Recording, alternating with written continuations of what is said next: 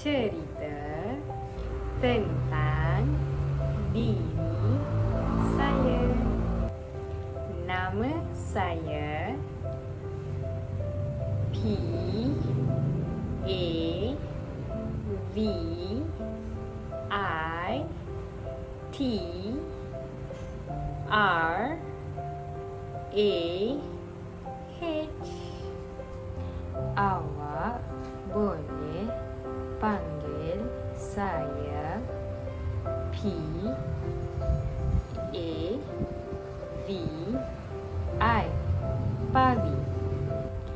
Nama isyarat saya Pavi. Umur saya 21 tahun. Saya berasal dari Kuala Lumpur.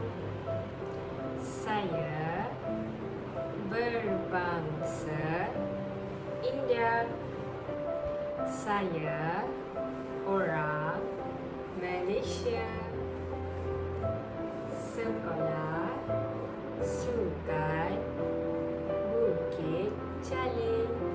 Sekarang saya belajar di UKM.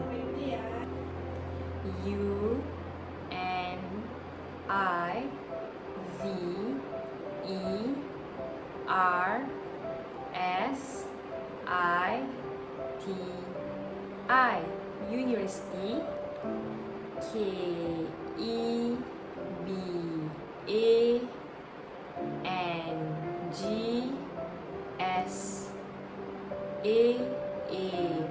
KEBANGSAAN kebangsaan.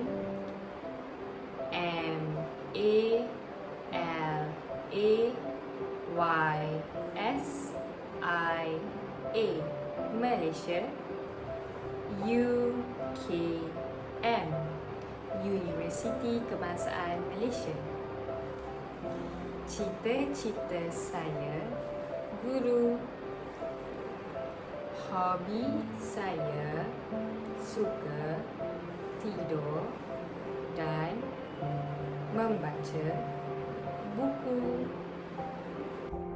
Nama ayah saya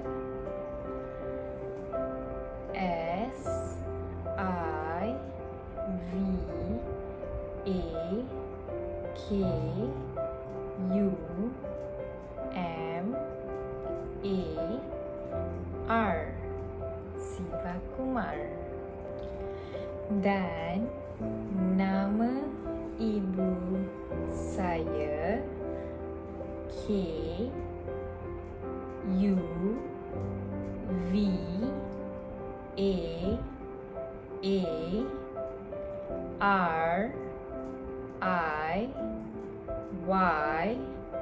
KUVARIYA, Kuwaria.